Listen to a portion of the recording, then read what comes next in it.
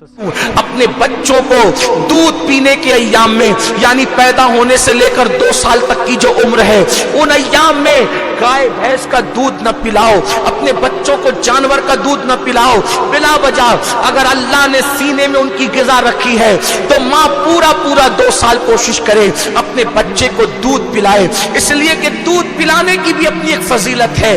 Science تو یہ کہتی ہے جو عورتیں مکمل دودھ پلاتی اپنے بچوں کو، وہ سینے کے کینسر سے محفوظ رہتی ہے۔ آج عورتیں سینے کے کینسر میں مبتلا ہیں، اور وجہ اس کی ایک یہ بھی ہے، بہت ساری وجوہات میں سے دودھ نہیں پلا رہی ہے، کیونکہ دودھ پلائے گی تو اس بچے کو بازار میں بھی ساتھ لے جانا پڑے گا، شادیوں میں بھی ساتھ لے جانا پڑے گا، اور یہاں بھی۔ آج تو کل عورتیں ماں بننے کی شوقین تھی، اور آج عورتیں ماں بننے کے بعد بھی سوچتی ہے کہ بچہ مجھے امی کہے گا تو لوگ مجھے جو بڑی عمر کی سمجھیں گے، یعنی ماں بننے کے بعد بھی میں 18 سال کی معلوم ہونا چاہیے۔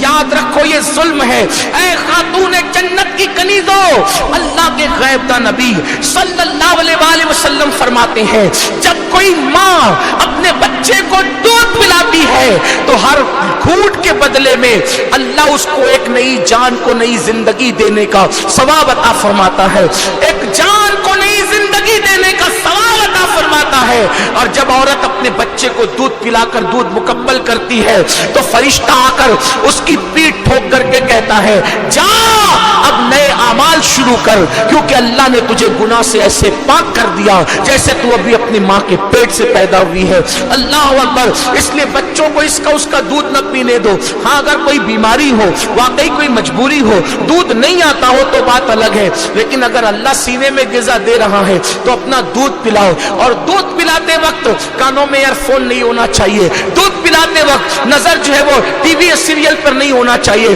بلکہ جب دودھ پلاؤ تو درود شریف زبان پر ہو، جب دودھ پلاؤ نعت مصطفیٰ زبان پر ہو، جب دودھ پلاؤ ہو سکے کہ باوضو ہو، کوشش کرو باوضو رہو، اور باوضو نہیں رہ سکتی کم سے کم درود شریف پڑھو، درود شریف پڑھو، نعت شریف پڑھو۔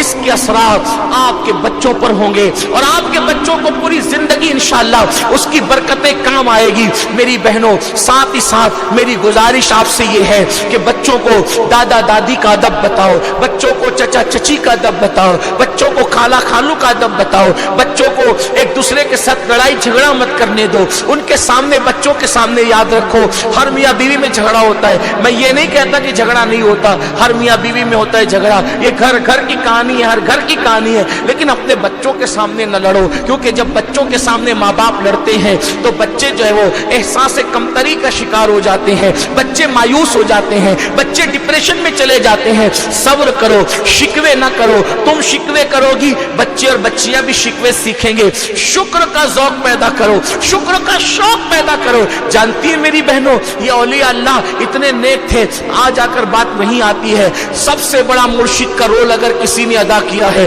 تو وہ ماں ہے۔ جانتی ہے میری بہنوں، آپ آج بچے چھوٹی چھوٹی چیز پہ شکوے کرتے ہیں، لڑائیاں کرتے ہیں، جھگڑے کرتے ہیں، گالی گلوچ کرتے ہیں، لیکن حضرت محبوب الہی فرماتے ہیں فاقے کرنے کی لذت تو مجھے میری ماں نے سکھایا۔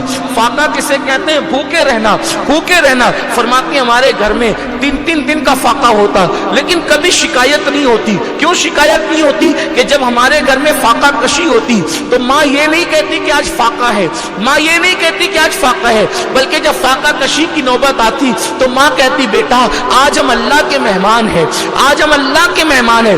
تو ماں کا یہ جملہ اتنا لذیذ لگتا، کھانے میں وہ لذت نہیں آتی جو ماں کے اس خوبصورت جملے میں لذت آتی ہے کہ بیٹا آج ہم اللہ کے مہمان ہیں۔ اور جب کئی دن تک گھر میں کھانا ہوتا تو دل چاہتا ماں یہ کب کہے گی کہ آج ہم اللہ کے مہمان ہیں۔ تو میں اپنی امی سے پوچھتا ہوں امی یہ بتاؤ ہم اللہ کے مہمان کب بنیں گے، ہم اللہ کے مہمان کب بنیں گے؟ اے خاتون جنت کی کنیزوں، خدا کے لیے اگر آپ نے اپنے بچوں کی تربیت نہیں کی، یعنی ان میں اللہ کا خوف، نماز کی عادت، باوضو رہنے کی عادت، دین مذہب اور مسلک ان کو نہیں سکھایا، تو جیسے آج کی بوڑھی عورتیں اور بوڑھے مرد رو رہے ہیں اولاد بگڑنے کی وجہ سے، آپ بھی رو سکتی ہے۔ کہنے والوں نے کہا، ایک عبرت کی بات لکھی کہ ایک نوجوان کو چوری کی وجہ سے اتنی چوری کی کہ چوری کرتے کرتے وہ بڑا چور اور ڈاکو بن گیا، تو حکومت نے سزا سنائی اس کو پھانسی دے دی جائے۔ ये इतना बड़ा चोर बन गया है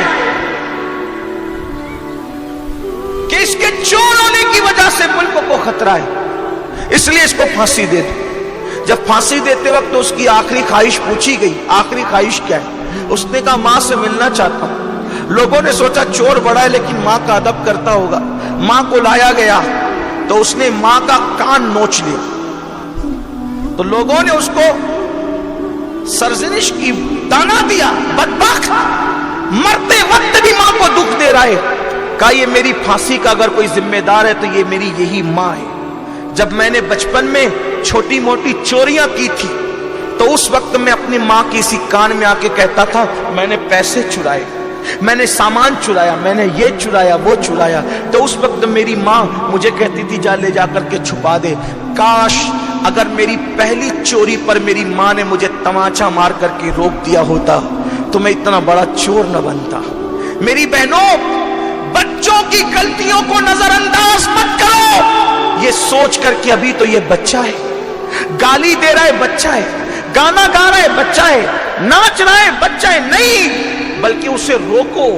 और ये भी बात आपको बता दूं, अपने बच्चों को बद्दुआ मत दो, अपने बच्चों को बात बात में डांटो मत, अपने बच्चों को मारो मत, न उनको मारने की आदत डालो, न उनको डांटने की आदत डालो, न उनको बद्दुआ दो।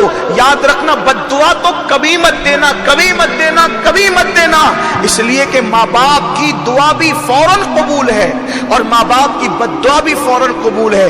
मेरी बहनों, तुम अपनी औलाद को गुस्से में कहती हो मर जा और तबाह हो जा और बर्बाद हो जा, याद रखना मां ने कहा तो ये जुमला कभी ना कभी जरूर असर करेगा।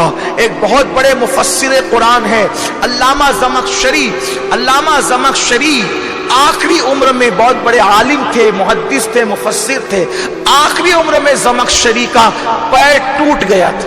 ये बात सुन लो, बच्चों को दुआ दो, गुस्से में भी दुआ दो, नाफरमानी पर भी दुआ दो, नाफरमानी पर भी दुआ दो, बद्दुआ कभी मत दो। अल्लामा ज़मख़शरी का आखिरी उम्र में पैर टूट गया था। ज़मख़शरी से किसी ने पूछा अल्लामा ये बताएं, इतने नेक परहेज़गार मुत्तकी हो, आखिर उम्र में आपका पैर टूट गया। फरमाते हैं माँ की बद्दुआ के नतीजे, ये मेरी माँ की बद्दुआ का असर है।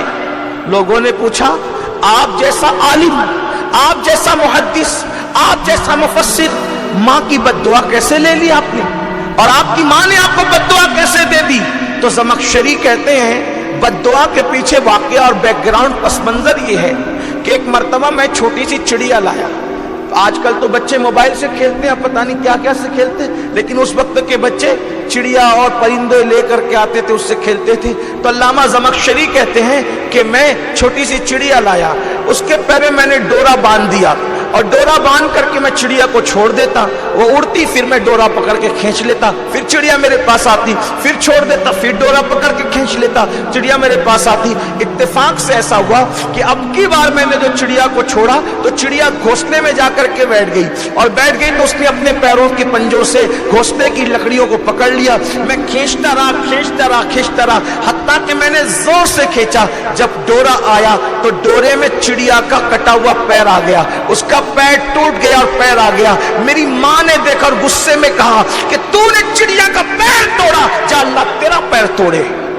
तो कहा जिंदगी में तो ये पैर कभी नहीं टूटा, लेकिन माँ की बद्दुआ का असर आखिरी उम्र में आया कि मेरा पैर टूट गया। इसलिए मेरी बहनों, अपने बच्चों को कभी बद्दुआ न दो, बच्चियों को कभी बद्दुआ न दो, हलाक हो जाए, बर्बाद हो जाए, बदबख्त, ये सब नहीं, बल्कि उनके लिए हमेशा दुआ करो।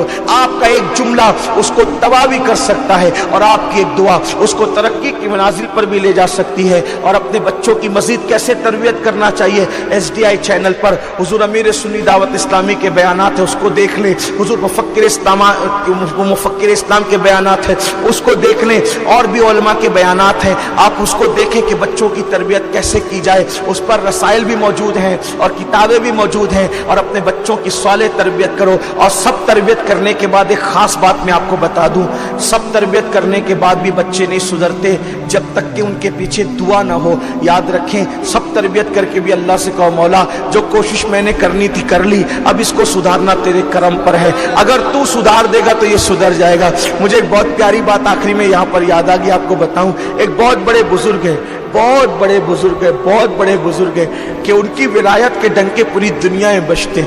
वो फरमाते हैं कि मेरा बच्चा, उसका दिमाग ही नहीं चलता था पढ़ने में, मेरे बेटे का दिमाग ही नहीं चलता था पढ़ने में, खूब डांटता था, खूब बोलता था, खूब तरबियत करता था, नहीं चलता था। एक दिन मैंने अल्लाह से कहा, अल्लाह इसको मैं नहीं सुधार सका मौला, तरबियत न कर सका, मैं नाकाम हो गया, इसको तू सुधार दे। तो फरमाया जैसे सुबह हुई तो मुझसे ज्यादा किताबों का शौक अल्लाह ने उसके दिल में सुभान अल्लाह, तो इसलिए याद रखें, सब कुछ करके भी अपनी तरबियत पे नतीजा, अपनी तरबियत पे गुरूर और घमंड न करना, अल्लाह रसूल को सौंपो, इसलिए कि जिसको अल्लाह सुधार दे उसको कोई बिगाड़ नहीं सकता। फला मुदिल्ल लहु व मन युद्लिलहु फला हादिय लहु, जिसको अल्लाह हिदायत दे उसको कोई गुमराह नहीं कर सकता, और जिसको अल्लाह गुमराह कर दे उसको कोई हिदायत नहीं दे सकता। याद रखना, क्या नूह अलैहिस्सलाम ने अपने बेटे पे कम मेहनत की थी? लेकिन अल्लाह के फैसले, अल्लाह के फैसले है। इस वजह से मेरी बहनों, दुआओं का खास एहतिमाम करो, और याद रखना दुआ का सबसे बेहतरीन वक्त तो दो वक्त है, या तो फजर से पहले का तहज्जुद का वक्त,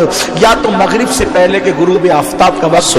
दो औकात में दुआएं कबूल ही कबूल होती है। वैसे माँ बाप जब दुआ करते हैं अल्लाह कबूल फरमाता है। अल्लाह पाक से दुआ है, अल्लाह मेरी औलादों को भी क़यामत तक और आपकी नस्लों को भी नेक बनाए। रब्बना हब लना मिन अज़वाजिना व ज़ुर्रियातिना क़ुर्रता अयुनि वजअलना लिलमुत्तक़ीना इमामा। रब्बी जअलनी मुक़ीमस्सलाति व मिन ज़ुर्रियति रब्बना व तक़ब्बल दुआ। रब्बना इग़फ़िर ली व लिवालिदैया व लिलमुमिनीना यौम यक़ूमुल हिसाब। Rabbi humbly minus सालिहीन, rabbi humbly मिन लदुनका ज़ुर्रियतन तय्यबा। अल्लाह ताला हम सबको अमल की